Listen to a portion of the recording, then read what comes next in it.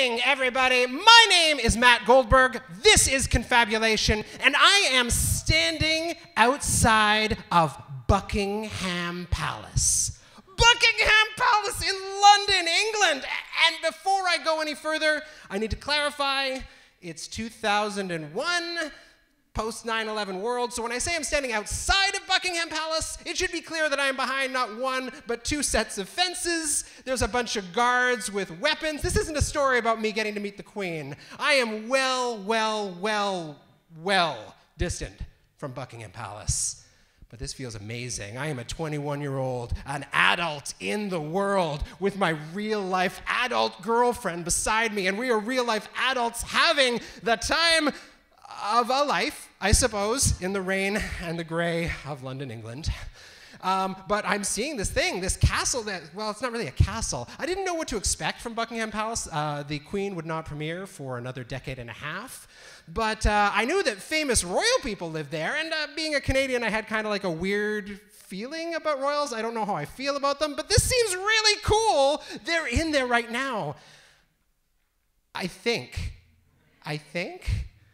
I turned to Jen, my girlfriend, a 21-year-old as well. We're on exchange. She's from Montana. I'm from Canada. It's weird that we met in Wales, but now we're in London, which feels like the center of the world, just like all those books I used to read. And I ask her, Jen, is the Queen even home? Like, or Charles at least, or like anybody? And she says, I don't know. And we look at each other, and we look at this building, and we look at these guards, and we just stand there for like 15 minutes, because like, what else are you gonna do? You're gonna start looking for signs of royalty. Like is there a crown somewhere? Like there's a flag? Maybe they're like, if the flag, is there like a secret code for she's here right now? But we stand there in the rain and the gray, waiting. It's almost Christmas. I wouldn't be at work. I'm not at work. I'm on my way home. She's on her way home too. We're not going together, as established. She lives in Montana. I live in Montreal. Very different worlds. Very different worlds. We're each other's first like serious relationships, first adult serious relationships. And as we're standing in the rain, I'm thinking about what that means. Like, what does that mean? I've known this person for 2 months. This is the first time, though, I'm taking a trip with someone, and I got my little cheap disposable camera to show for it. I've taken all sorts of gray, dismal pictures of London that don't really come out well because of disposable cameras.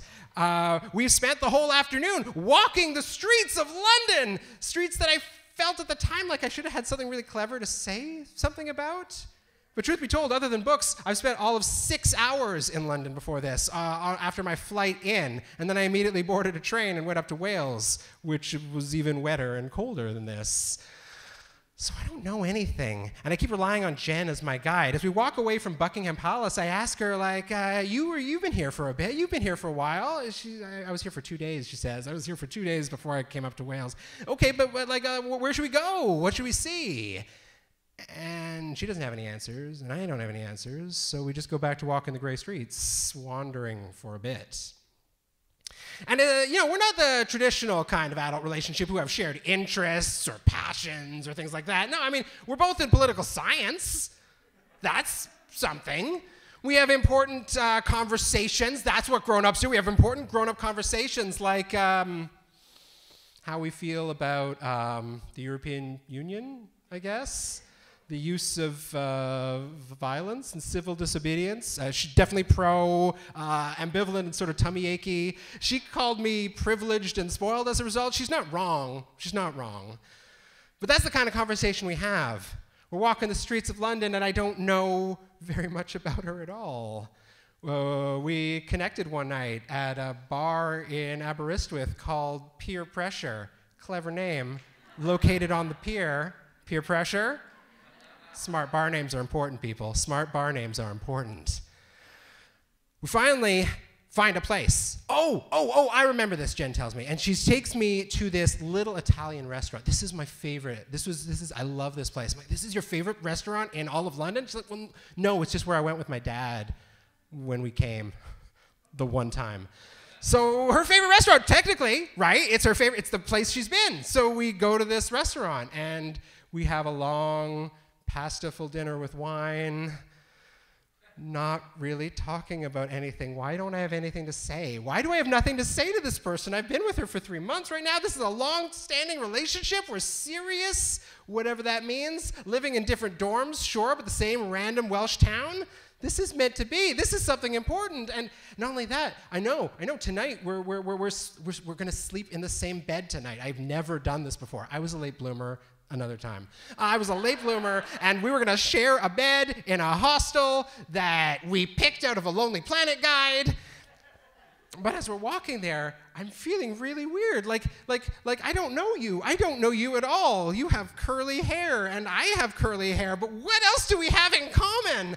And at some point, like, we find ourselves in this hostel, lying on this bed, and we just try to find a topic of conversation that's not too awkward. And how are you liking the university we're both at? And that gets her talking. I love it, she says. I love Aberystwyth. You know what? I'm definitely going to come back here for my master's degree. And suddenly I perk up. I'm like, yeah, I'm going to come back here for my master's degree too. But you know, they only take a very small number of international students. And she says, well, I'm going to start working on my application already. I said, well, yeah? Well, I'm going to start working on my scholarship application, because they give even a smaller number of scholarships, and British school is very expensive. And we spend the next few minutes like academically one-upping ourselves in our imagination.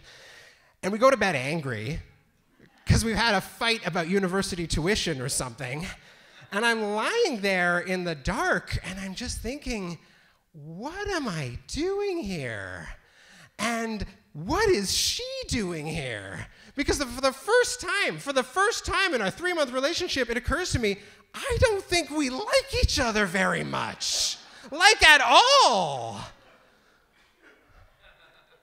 We get up early the next day to go to our separate airports to fly home to our separate corners of this weird big continent. But as I'm going, making my way up to the security, the very, very impressive, terrifying post-9/11 security checkpoint, as I'm on my way up there, it occurs to me all the ways that I've just been play-acting this relationship, this idea of a serious girlfriend, and this idea of a serious conversation, this idea of a serious vacation full of crappy disposable Kodak film photos. And the thing that hasn't occurred to me is that this isn't right for either of us. And I wish I could tell you I had a dramatic moment in that airport where I whipped out my cell phone. It was 2001. I didn't have a cell phone. I wish I could tell you I knew right away that I had to find a way to contact her and say, we need to meet up, we need to figure this out, or we need to break up right now. But I didn't. 10 days later, we're both at our separate homes, different sides of the continent, chatting on some primitive nightmare internet tool. And it just comes out, I don't think this is working. And she says, it is really not working. And even though we find ourselves back at Aberystwyth a couple of weeks later, we never see each other again and feel, I'm sure, amazing about it. Thank you.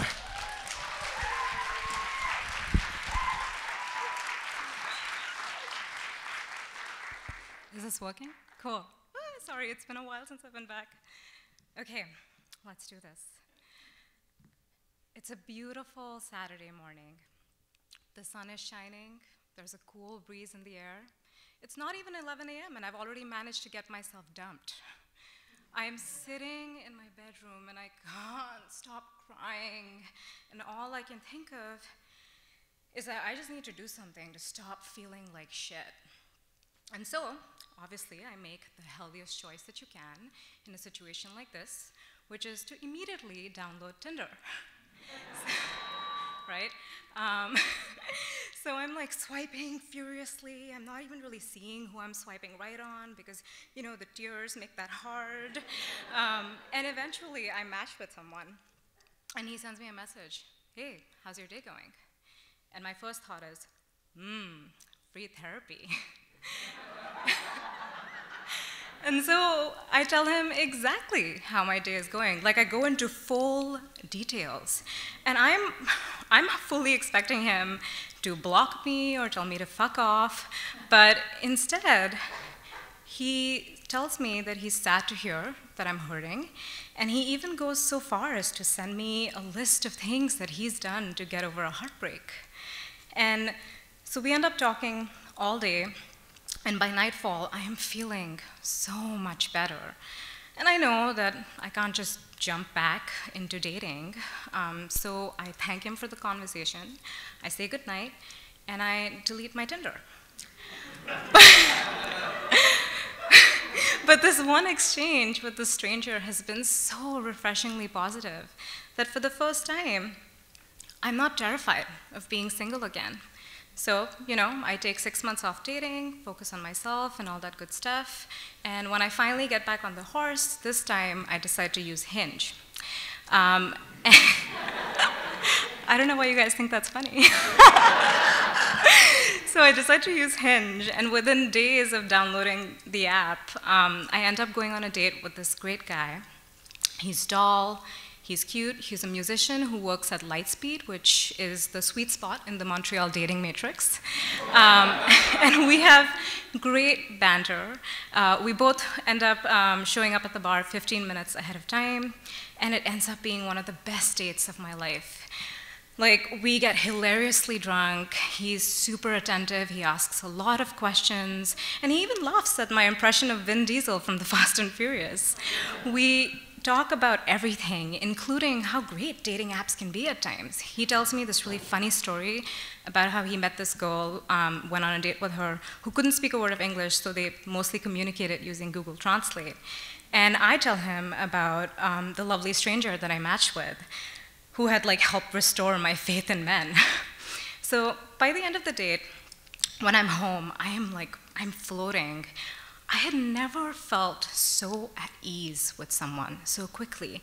In fact, the entire night, I just had this strongest feeling of deja vu, like his stories had felt so familiar, especially the one about Google Translate. Too familiar. That story was too familiar. Oh my God, no. I immediately take out my phone. I re-download Tinder again. I go back into my last match, and there he is. Somehow, after matching with him for the first time 6 months ago, I had ended up on a date with my kind stranger, and I hadn't even realized it. And so, obviously, I sent him a text asking him if he knew, and turns out he knew all along, but once he realized that I had no memory of him, he didn't want to embarrass me.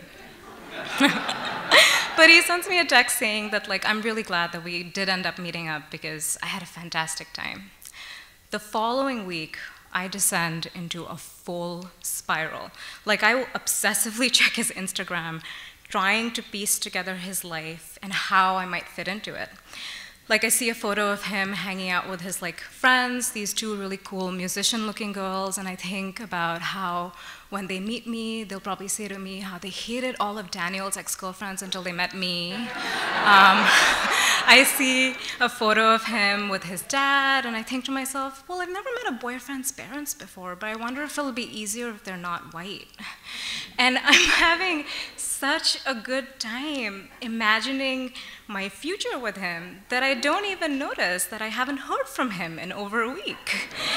And when he finally messages me, it's to tell me that he's met someone. And he says that, Smriti, you're amazing, but I met this girl a couple of months ago and she's finally become available and I want to pursue this. I'm so sorry if I wasted your time. And he tells me a bit about her, and she sounds nice, I guess. And I pretend to be happy for him, because I don't want him to know that I'm a crazy person who's already planned our next 75 dates. But I'm not gonna lie, it's a little hard for me to let go of it. Mostly because, after taking a break from dating, I was so ready to meet someone, fall in love, and everybody knows how rare it is to feel a spark. But most of all, I'm disappointed because it would have been such a good story. And anyway, but a year passes, I go on other dates, I move on, and into a brand new apartment. And as I'm decorating, I am completely obsessed with the idea of getting this one specific type of mirror. So I spend a lot of my time on Facebook Marketplace, looking for it, and one day I spot it. It's exactly the mirror that I want, the right size, shape, great price, and guess who's selling it? It's fucking Daniel. And at this point, I'm just like, what are the chances that I've been looking for this mirror and he's selling it? Clearly we're meant to be. This is Kismet. I am social media Cinderella and this is my glass mirror. And so I spent all day thinking of the perfect message to send to him. It has to be the right combination of like flirty, but like funny, but also like casual. By 6 p.m., all I can come up with is, hey Daniel, is this mirror still for sale? So I say, fuck it, I send it. And he responds immediately. He's like, oh my God, yes, like, so good to hear from you. I hope you've been doing well. Yes, it's still for sale. We're also selling other things if you're interested. Huh. Who's we? Oh, it's the girl that I told you about. We're moving in together. I stopped responding at that point. And all I can think of is that here I was thinking that I was Cinderella. In fact, what had happened was that I'd gone to the ball, I met the prince, I danced with him, and when I left the party early, he met some other chick and decided to move in with her. So I wasn't Cinderella, I was more like the ethnic version of Good Luck Chuck. And I was so frustrated. And the universe and the algorithm had brought us together over and over again. I mean, surely that had to mean something. And so to try to figure it out, I go back to stalking his social media, to like make sense of it. And eventually I scroll far back enough to see the first time that she appears on his gram. Now, social media is funny because in some ways, especially on Instagram, you can really track the trajectory of someone's relationship. So, I see the first photo that he posts of the two of them. They're at an alpaca farm upstate. He's grinning, like, into the camera. She's looking at him shyly. It's very cute. A couple of weeks after that, he posts a photo of her with those two musician girls. A couple of months after that, like, it's a picture of them, a couple of photos from their first road trip, and then finally, the most recent photo, her in an empty room in their brand new apartment. And it's funny because all of these scenes that I had imagined myself in, she was in them instead. And looking at Daniel's photos, I had the strangest feeling in my body, almost as if this were a movie, I wouldn't be the main character. I'd be the girl that the hero goes on a date with before he meets the love of his life. It turns out I was an extra in someone else's movie. And while I was like mourning the loss of this story that I had made up with this guy that I'd only met once, an actual love story had been unfolding. A boy had met a girl, they had become friends, they had bonded over their love for Nicholas Char. She had finally agreed to go on a date with him, and he had fallen in love with her when he found out little details about her, like the fact that she loved alpacas and preferred, like mint in her mocha. And she fell in love with him too, and they were so happy together that they decided to move in and start a life. And sure, maybe this story isn't as interesting as the one that was in my head, but it was real, and it was beautiful because it had actually happened. So back to the present moment here. In case you're wondering, yes, I am still single, still. Not because of that, though. I swear I'm normal. Still dating, and I've gone on a lot of good and bad dates. And when it's good, I no longer let my imagination run wild. I've learned my lesson. But when it's bad, like when I'm walking home at night alone, trying to just numb the disappointment of another wasted evening, I'll let my mind wander just a little bit. I like to think about all the people around me who are falling in love right at this very moment, and their stories. And I think to myself, whenever my story comes along, I just know that it's going to be way better than I could possibly imagine. Thank you. Okay, I'm sitting under my sink. And it's in my room at Lucy Bruno. This is a physical rehabilitation center in Montreal. It's just up the hill on Laurier Street. There's no room in this tiny room for a desk, so I have to adapt. I'm sort of balancing my notebook beside my sink on a little corner of counter beside my telephone. I'm writing an essay. I'm taking a course at Champlain College, The Psychology of Sexuality. It's really fun. And I love human behavior. It's my thing. Actually, it's the last 3 credits I need before I apply to McGill in social work. Just a few years ago, in January 1985, I was hit by a car in bad weather in Greenfield Park, and I've been in rehab ever since. Lucy Bruno is the last stage in rehabilitation, and the goal is to live independently in your adapted apartment afterwards.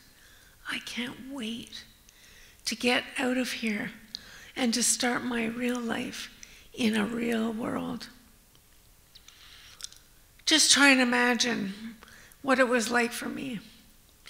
On the 2nd floor, there's about 10 or 12 people just like me with spinal cord injuries.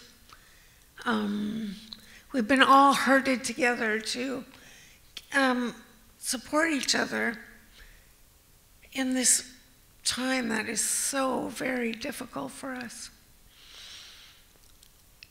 We're all quite young. Some of us had been in car accidents. Some are just high-risk takers. And others have just been at the wrong place at the wrong time. So we're all young, about in our early 20s. And we're all about 1 or 2 years into this new life of ours in a wheelchair. And something that's happening at the same time is the insurance policies are being settled. So there's all this new money floating around. So there's all kinds of partying going on. And people are flying their nurses off to Cuba and taking their orderlies to on cruises to Bermuda. It's like everyone has this thing all figured out. This thing being dating, disability, and needing personal care. Everybody's all decked out in this. What more have I got to lose attitude? Everyone except me. I feel awkward. I feel uncomfortable in my own skin. I'm 21 years old. I haven't dated very much since I've been in a wheelchair, but I'm fascinated about it because of this psychology course I'm taking. So I'm starting my essay, and it's about human behavior and the mind-body connection. It's starting to sound really good, like I know what I'm talking about. And then at 10:30, the phone rings. I pick it up and it's, "Salut, c'est Serge." And my heart does a little flutter. And I say, oh, hi. And he says, oh, well, I was really sorry that you didn't come to my place after the movie. How about I make lunch and we can go eat in the park tomorrow? How does that sound? I say, that just sounds great. See you then, and I hang up. So here's what happened. A bunch of us, after supper, decided to go to an early movie, a group thing. But then a bunch of people dropped out, so it ended up being just me and Serge and Sonia, the three of us. So, Sonia, I have to say, is my closest friend in rehab. Both of them work as orderlies where I live. Sonia is going to be a social worker, just like me. So we hit it off and we drink coffee and have all these great conversations. We go out for supper, talk for 4 or 5 hours at a time, and go out drinking on St. Denis Street. She's a really fun friend. And she's picked up on the attention Serge has been giving me. So she's going to be really happy for me. So what happened is, after the movie on our way home, Serge asked us both to his apartment to have a bottle of wine. And I was still feeling awkward and weird. So I said, oh, no, not tonight. I can't do that. And he sends me, so they dropped me back at the rehab. And that was it for me for the night. But now, he wants to see me tomorrow. And that sort of sounds like a date. And I kind of knew he was into me. I really did. And he's kind of good looking. You know, he's all neck and shoulders and strut. Kind of my type, you know. So we'll see how that goes. So it looks like a date. This is a date? I'm terrified. What will I wear? And then I continue on with my essay. And as I'm finishing it up, the phone rings again. This time it's Sonia. Oh, and I'm really wondering, it's weird that she's calling so late. She says, she sounds like she's been running. She says, I just got in. I went to Serge's apartment. We had sex, and I wanted to tell you. I wanted you to know, just in case you got mad or sad or weird or something. And I look into the mirror beyond my sink, and I'm thinking, I just don't know what I'm dealing with here. And I'm stunned, and I'm not sure what to say. And I look down at my essay and my conclusions, and I look at her. No, and I say to her, so, how was the sex? And she says, oh, well, you know, meh. And hangs up like it didn't mean a thing. So I'm lying in bed, staring at the ceiling, trying to figure out what's going on.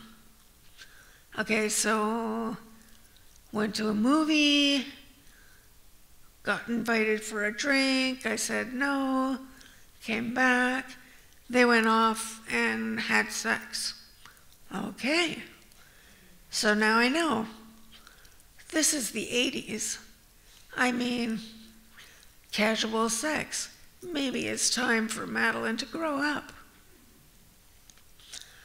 But then what's going on? about tomorrow. Is this a pity date? An apology date? Maybe she won't mind date? I go to bed. I fall asleep with this spinning around in my head, all confused.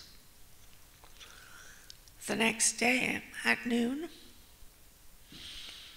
all decked out in my what more do I have to lose attitude, Serge starts pushing me down the road in my manual chair to go to Laurier Park for lunch.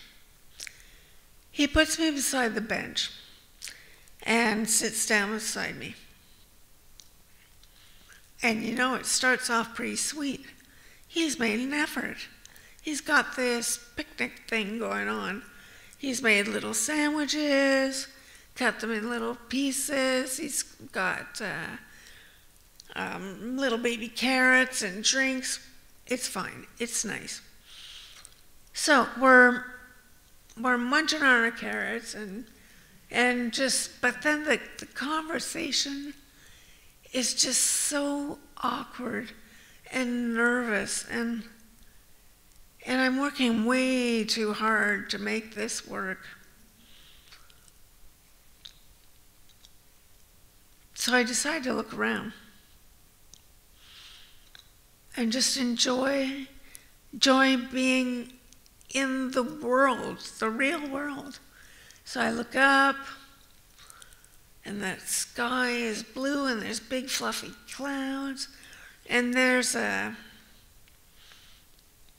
squirrel in front of me going up a tree, and the tree is so tall, I'm thinking, how old is that tree, and who planted that tree, and what did Montreal look like at the beginning of this century? And okay, I'm trying to avoid him because he's got egg on his face and it's kind of grossing me out. I look across, opposite us. I look over. A couple of benches down, there's a young mother bouncing her baby on her knee, and the baby's looking up at her and all drool and giggles, and it's so adorable. And then I look over, and Serge is staring at me. And I realize, oh, okay, I've been ignoring him for a while. But he's still got this egg going in my head.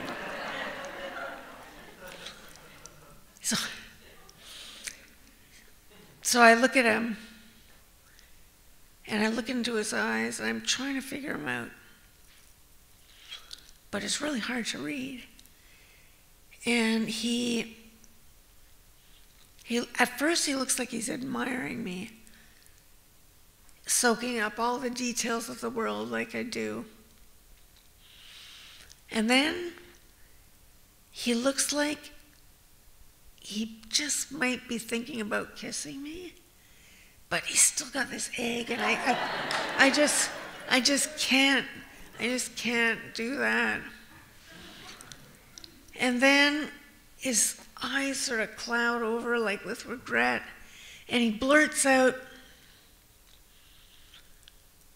"Sonia came to my place yesterday, we had sex, and I thought you should know." It's like, okay, it's out there. He's being honest. I don't really know how I feel about this, but I do know that I'm feeling a little bitchy towards Sonia. So I say, well, you know, Serge, Sonia sleeps with everyone.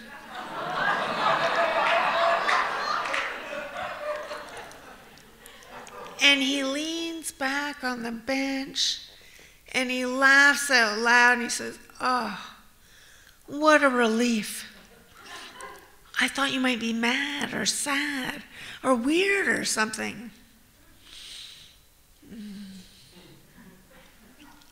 Still don't know how I'm feeling about this. Anyway, the egg falls off it. It falls onto his pants. He wipes it away like nothing matters.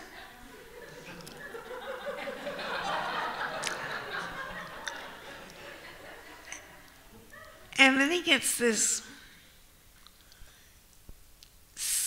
crazy grin on his face and says, well, you know, maybe you both can come to my place tonight. Oh.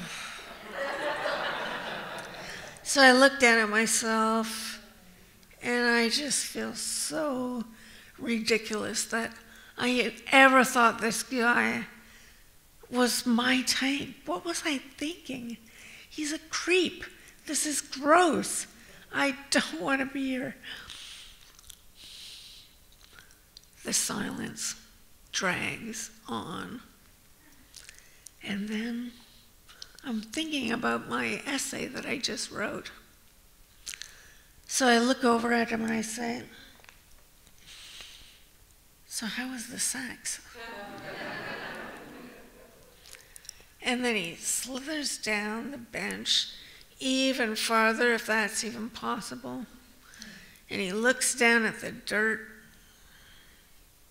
And he gets this look on his face like he's got a bad taste in his mouth. And he says, oh, well, you know, meh. And then, hallelujah, it's over. It's 10 to 1. I have physio at 1 o'clock. He has to be back at work at 1. Serge pushes me down the street, back to the rehab. Through the sliding doors, he deposits me in the lobby, and I never have to speak to him again. And you know what? I'm not mad. And I'm not sad, but I must be weird or something because I want so much better than, you know, meh.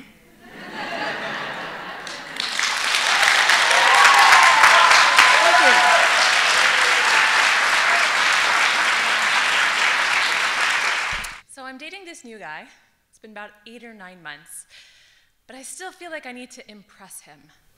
I'm 23, I'm living with my parents, but I've started working full-time. So I am going to go all out, because there's this really small window of opportunity where money is not going to be an issue. It's his birthday, and I buy us 2 tickets to see the Pittsburgh Pirates baseball game in Pittsburgh with a hotel room and airfare for the both of us. Whew! I am going to be the coolest girlfriend, except I hate flying. I get really tense and really nauseous, and we're sitting on the plane and I'm trying really hard not to throw up. Meanwhile, he's got his face plastered on the window because this is his first flight ever. So I try not to let my nerves show, and I think maybe this was a bad idea. I mean, can our relationship withstand him watching me puke on a plane? But I keep it all down.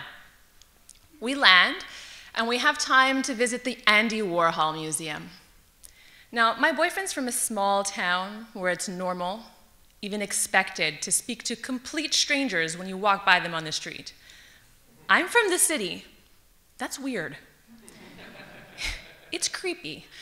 So I'm totally taken aback when an older man in a Boston Red Sox t-shirt approaches us, talks to us, and makes a comment about my boyfriend's Montreal Expos hat.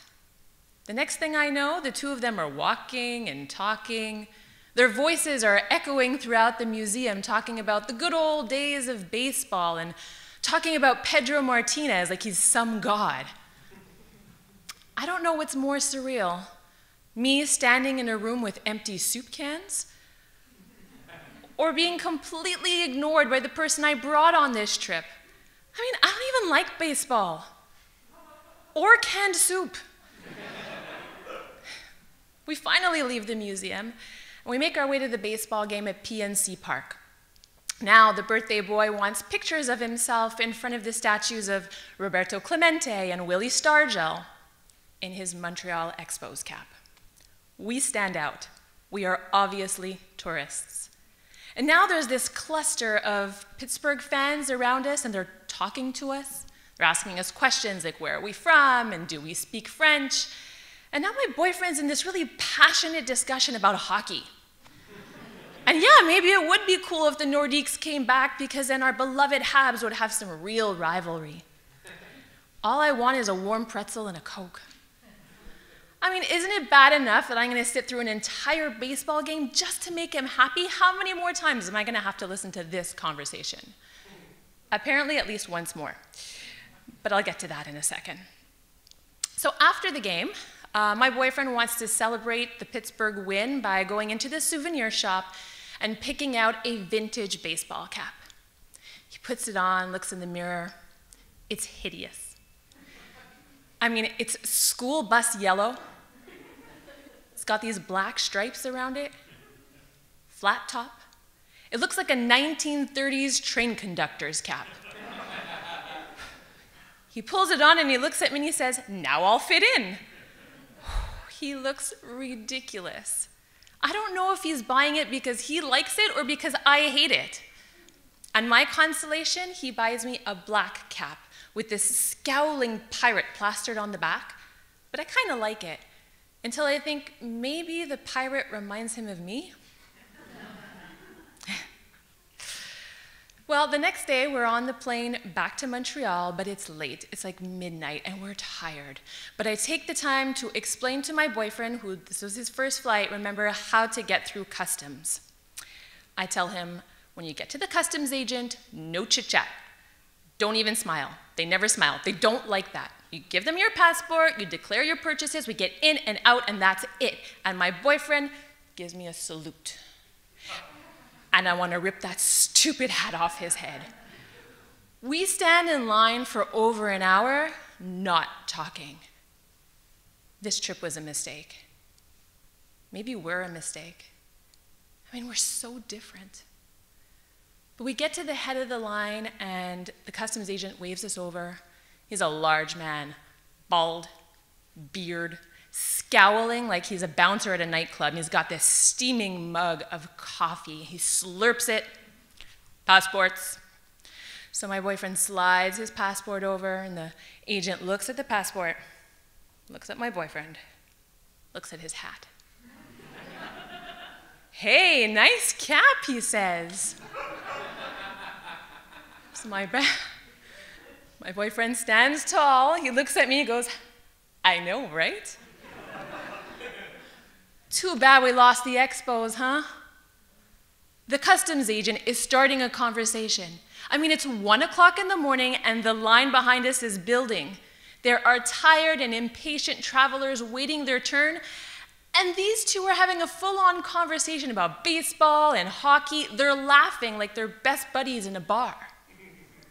I slide over my passport. He barely even looks at it.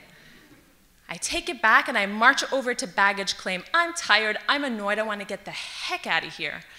My boyfriend follows me and he takes me by the hand, he pulls me back and he says, "Thanks for the trip. It was perfect. I love you."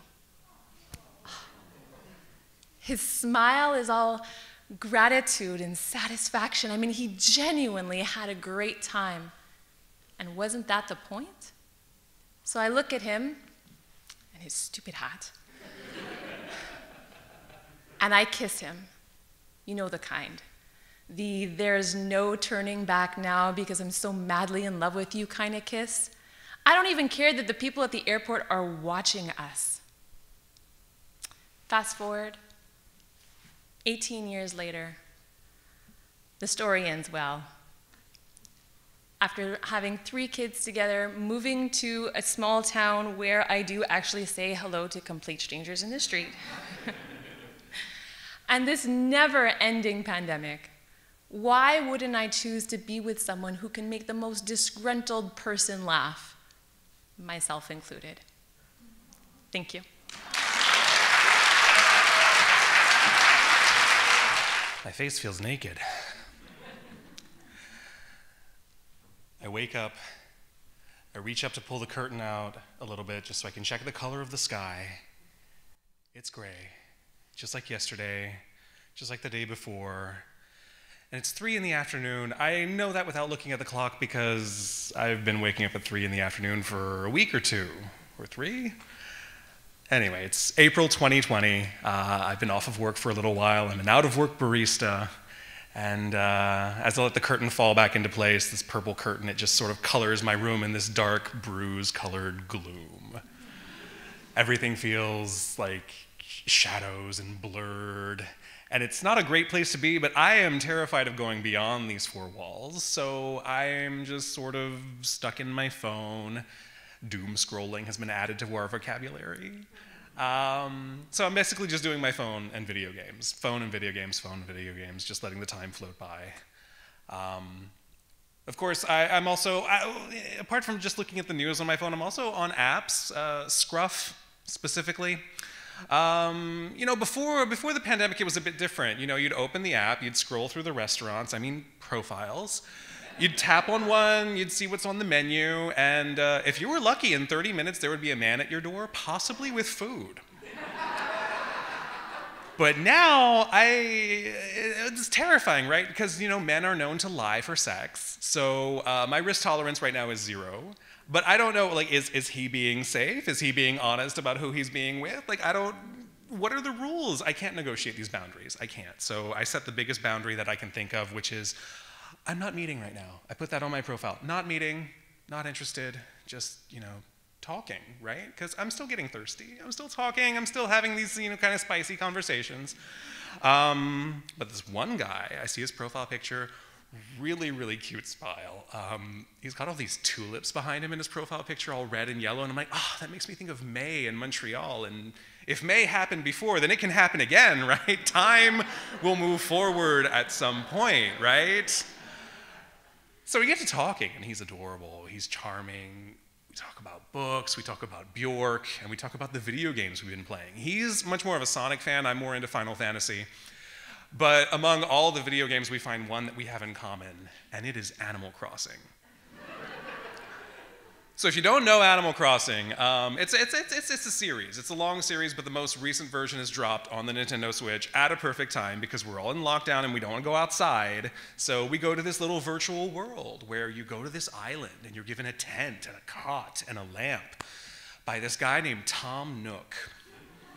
Now, he's not human. You're the only human on this island. Tom Nook is a tanuki. It's a sort of Japanese raccoon. If you want a real primer, Pom Poko is on Netflix. It's fucking weird, but it's amazing. So Tom Nook, he gives you this tent and he gives you a mortgage. I'm a millennial. I want a mortgage without having to qualify. I want an interest-free mortgage when I can make payments just, you know, whenever I have the money. And on this island, you can get money by shaking the trees and collecting the fruit that falls out of them and selling it to Tom Nook's little nephews. It's really cool. I wish the world worked like that. But again, so you're the only human on the island, right? So I've got this villager, her name is Renee.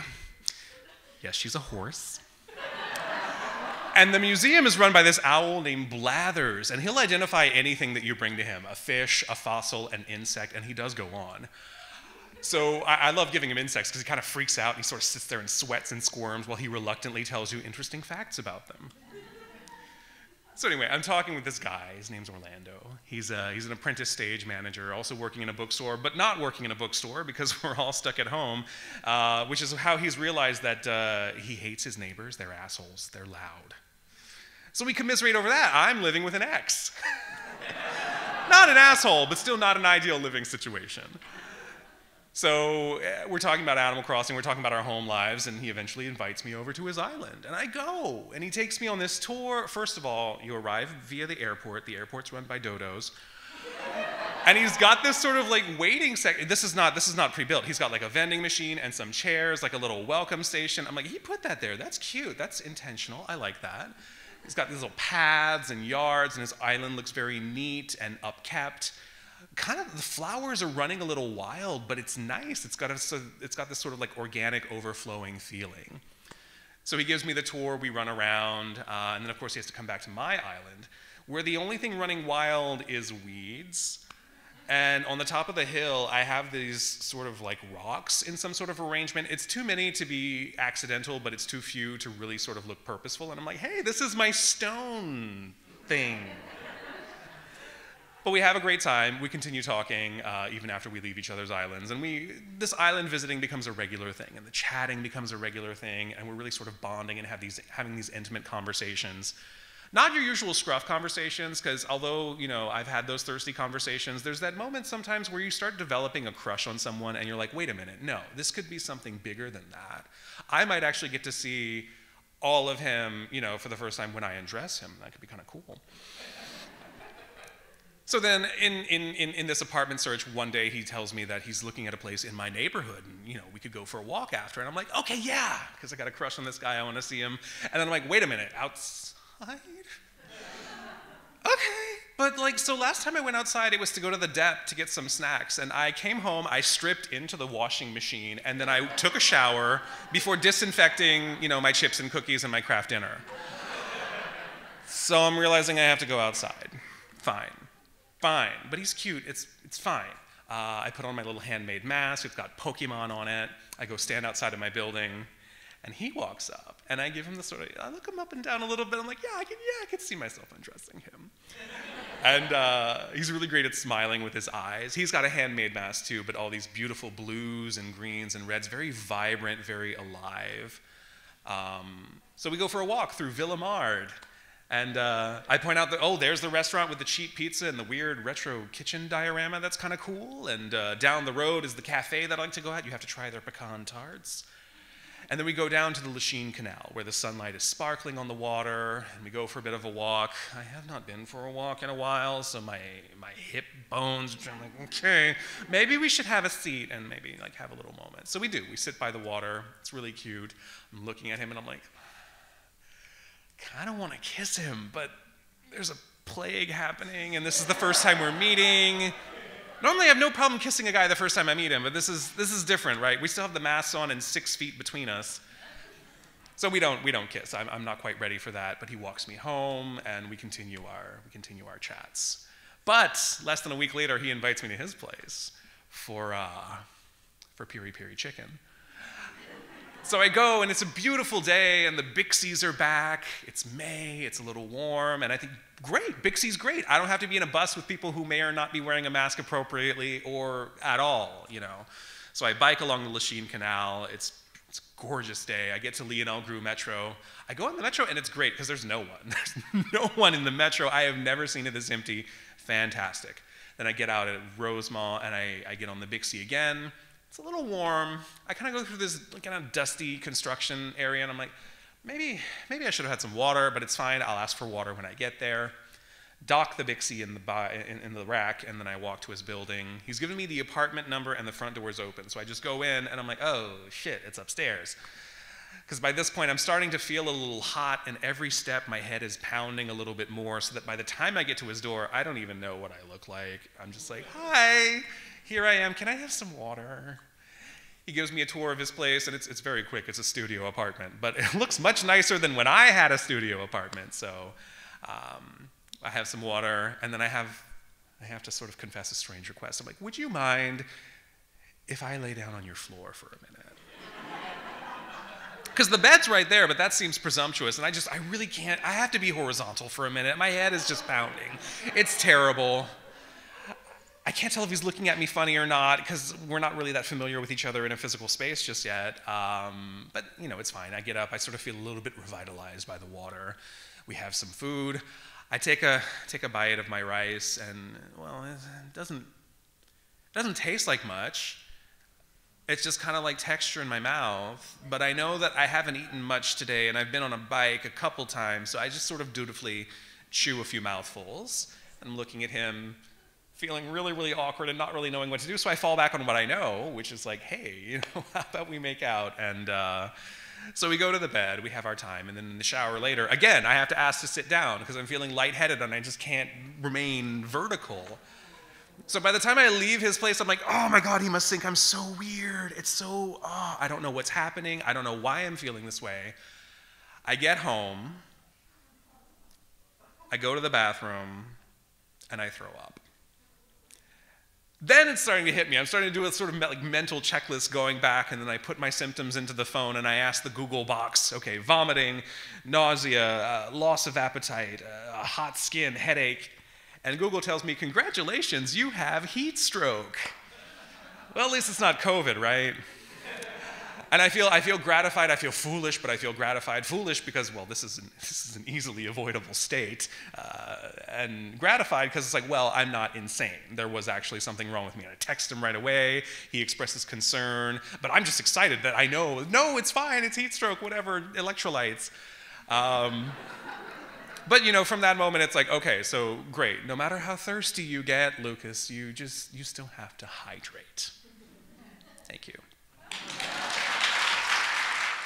Once, in the San Francisco Bay Area, I'm heading home from work on Friday night. That day, being in a dungeon, where I've had a notably fun session with a client. I'm kind of in the mood, and have this yearning to continue excitement and satisfaction. But tell myself I should just get to bed, because tomorrow I have 6 hours of physically demanding modeling work starting 9 a.m. And after that, a date with a woman I've promised playtime with. So I bike toward the nearest subway, saying, let it go. Board and sit with my bike. Coming through the downtown Berkeley station, a lot of people come on, including someone with a bike who stands over by the door because now the car's full. He's fresh-faced, tall, stands quietly without slouching, wears a nice button down. He's also wearing, instead of a bike helmet, a European-style vintage military helmet. This hits my radar. I'm intrigued, but don't want to shout across the crowd, so decide I'll try talking to him when we all change trains in a few stops. I assume he's another student going out for the night in San Fran. Soon it's time to exit, but I realize he's not. I'm leaving, thinking, oh, shit.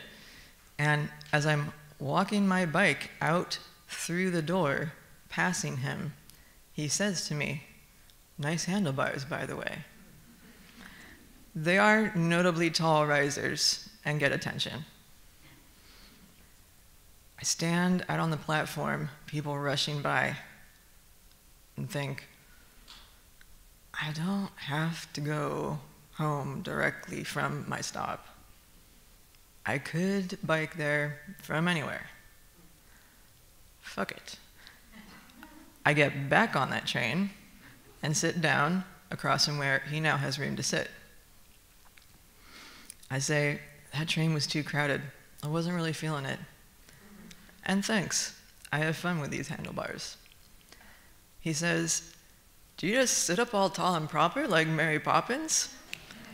And we're in a dynamic conversation. It's just zinging, total fun. Lake Merritt Station approaches, and I see he's exiting. I say, when was the last time you saw Mary Poppins? Shit is just coming out of my mouth. He says, I don't know. Would you like to see Mary Poppins?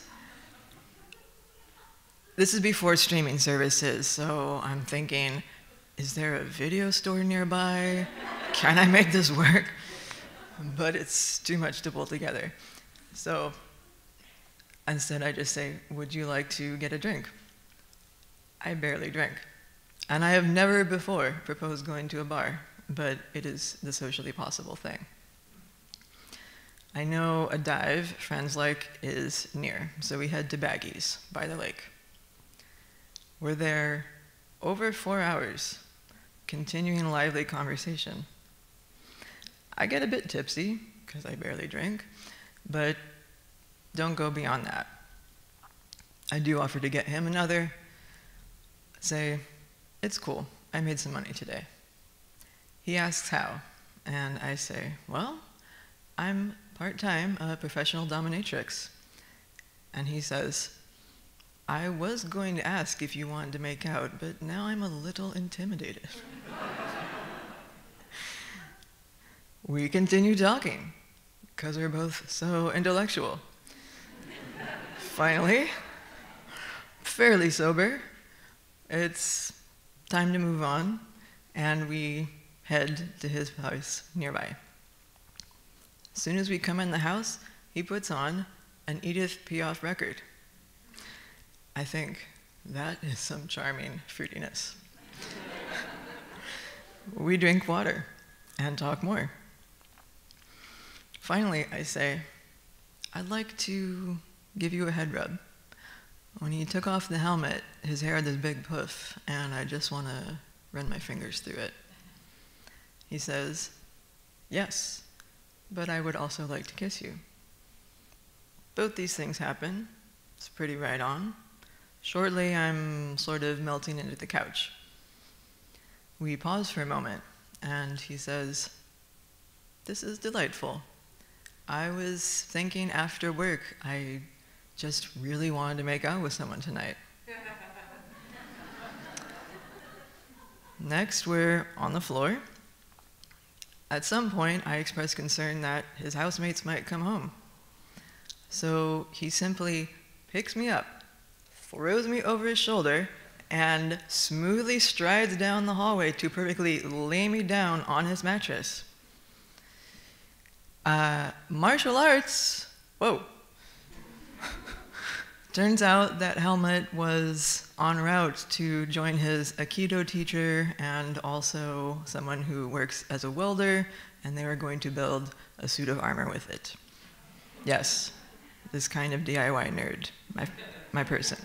So, it gets hot and heavy. I'm into it. But keep pants on because I feel I should get some sleep before having to go back to work in a few hours. We agree to continue for some more hotness later that weekend and end up having a few more dates and occasionally emailing. But that night, I bike home, delirious, with one sock. His couch has eaten the other sock. And the morning, the gay art teacher, who I've modeled for repeatedly, is gracious that I am covered with hickeys. And, and just says, you look like you're doing well. And I think, yeah, I've spontaneously whisked off with a 22-year-old brainiac stud when I'm a 33-year-old transgender disabled warrior. I am doing pretty well. The moral is, consider being bold. Especially on the metro.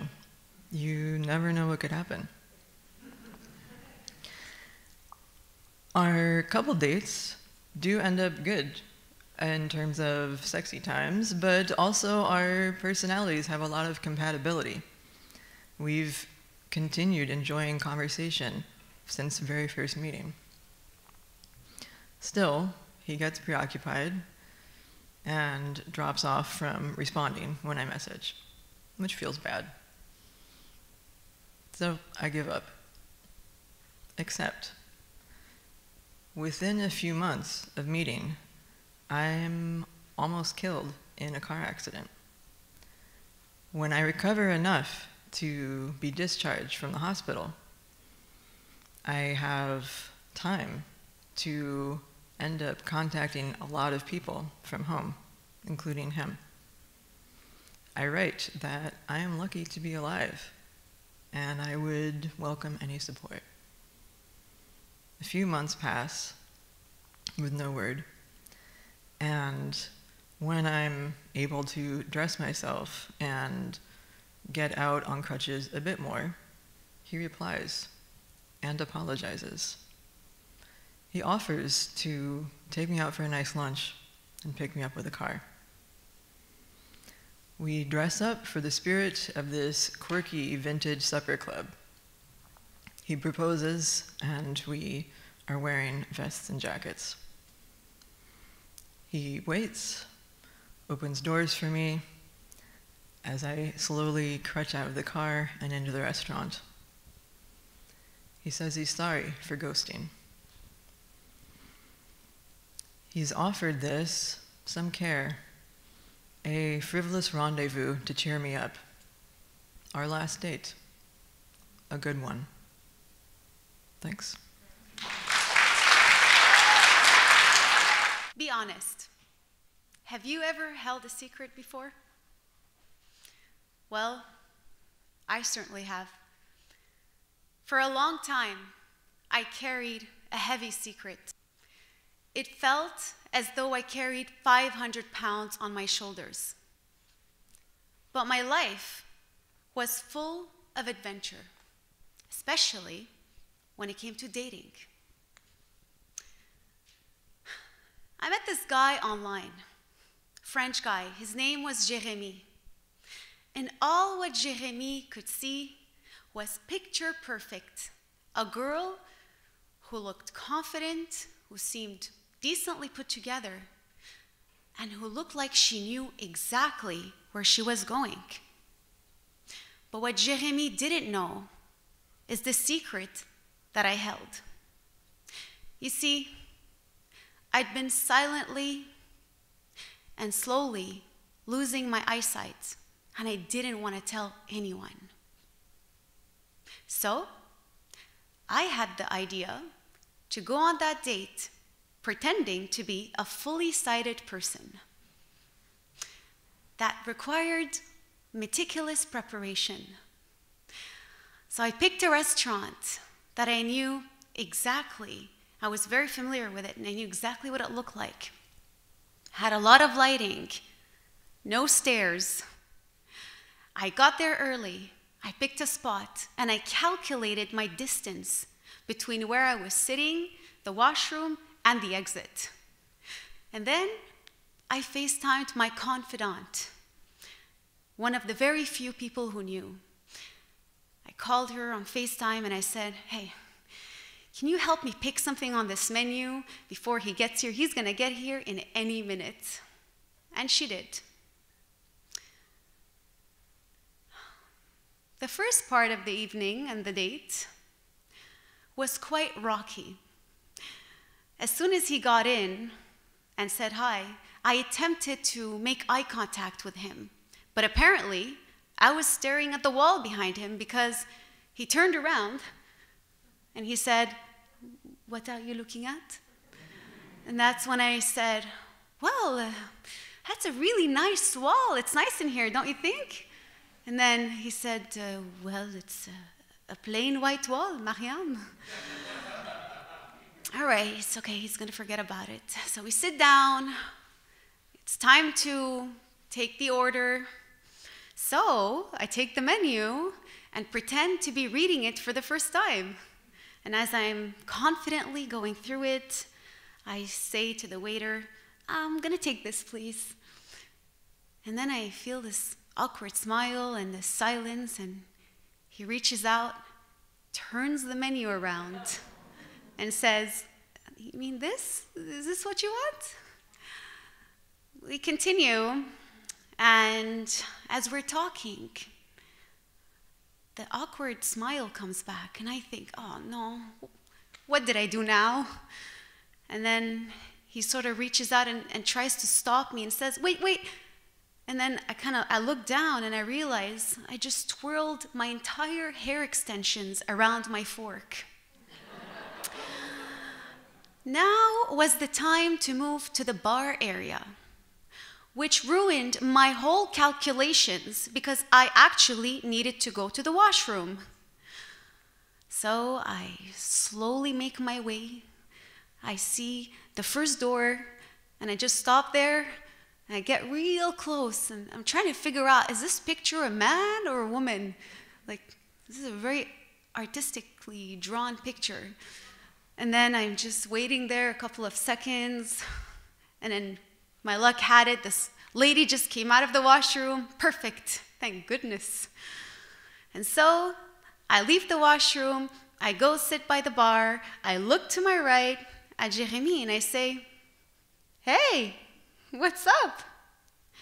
And then I realized, oh, something looks kind of different. I didn't realize he was wearing a hat this whole time. And he has a mustache? Oh, why does he look so confused? And then I look around. Oh, Jérémy was actually standing behind me, leaning on the pool table with his arms crossed, looking at me while I had just struck a conversation with the wrong guy. And all I had to say was, oh, I didn't even know you were there. So that was the end of the night. The next day, I get a text message. It wrote, hey, so when are we hanging out again? Apparently, Jérémy was into weirdos. Okay. Well, this time, I was invited for dinner at his place. He came to pick me up, and on the way there, I crossed my fingers and hoped he had no stairs at his place. As soon as we got there, he opens the door, and there it was, the stairway of hell. It was a long staircase with over 20 steps, and it even curved on its way up and had nothing to hold on to. Oh man, how am I gonna get away with this now? I just kind of sneak behind him. It's your house. Go ahead, go ahead. I follow him and I imitate his every step. He puts one leg up, I put one leg up. Left foot up, I put the left foot up too. He stops, I stop. And I finally make it up the stairs. Later, we're watching TV and Jérémy falls asleep. I start to think, what am I doing still hanging out with a guy who doesn't even know the real me? Exactly. I decided I had to leave while he was still asleep. Now, I reached my phone and I called the same confidant. Hey, listen, I have no idea where I am, but you really have to come pick me up. Sent her my location, and then I looked around. There's a window. Oh, I know he's on the second floor. I can't jump out. I'm gonna break a leg or something. I guess I'm gonna have to go out and face the stairs. So I opened the door of the room, only to find myself in a pitch black apartment. And before I lose my footing, I rushed back in and thought of another plan. No, this is not gonna work now. Oh, I'm gonna download the flashlight app. So I do that, I'm determined, I go back out, and now I can sort of, make up a little bit of what's around me. And I start tippy-toeing my way in the hallway, sort of hunched forward. I felt like a burglar. I was bumping left and right into the walls and feeling all kinds of foreign objects along the way, including a pair of feet that belonged to one of his roommates. I didn't even know someone was there. And then I finally make it. The staircase of hell. Came face to face with it. But before, I needed to retrieve my boots.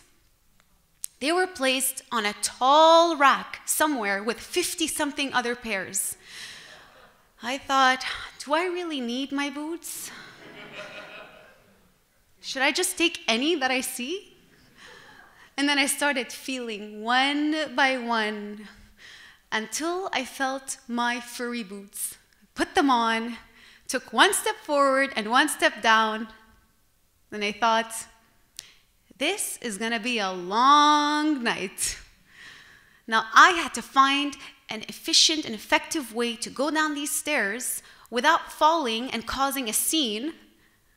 And as rolling down was not an option at this point, I thought, oh, I'm gonna sit down and go down one step at a time on my butt. but I have to do this quickly because the last thing I wanted was for Jérémy to wake up, turn the lights on, see me sitting in the middle of his staircase in the middle of the night. So I start the countdown, 20, 19, 18, and I have no idea where I'm going. I just have one leg extended, and eventually my foot touches the base of the door, and I see the shiny door handle. I reach out, I open the door, and a beam of light hit my face. I felt like, I swear I could have heard the angels from the sky. Ah! And my friend was on the other side. Miriam, I'm right here. Shh, come help me down the stairs. For a long time, I carried a heavy secret. It felt as though I carried 500 pounds on my shoulders. Today, I carry a cane, and it only weighs half a pound. But the best part is now I know where I'm going.